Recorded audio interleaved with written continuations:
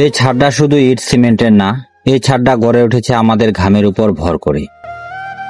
একজন না, অনেকজন একসাথে, এক পরিবারের মতো। প্রতিটা হাত, প্রতিটা ঘাম, প্রতিটা পেরেশানি, এই ছাদের ভিতরে লেখা থাকছে আমাদের গল্প। কে বলে কাজ শুধু কাজ হয়? এই কাজেই লুকিয়ে থাকে স্বপ্ন বানানোর যুদ্ধ।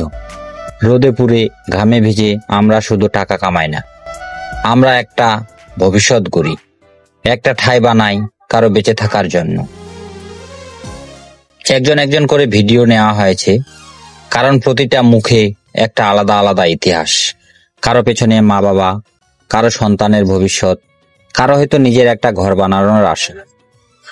এই কাজ কষ্টের, হ্যাঁ খুব কষ্টের, তবুও থেমে থাকে না, কারণ আমরা জানি এই কষ্টই একদিন হাসিতে বদলাবে, এই ঘামই একদিন সাফল্যের প্রমাণ হবে।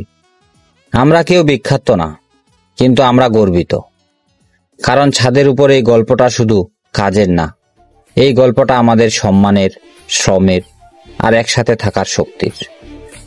আমরা ছাদ গড়ি, আর সেই ছাদের নিচেই গড়ে ওঠে কারো ভালোবাসার সংসার।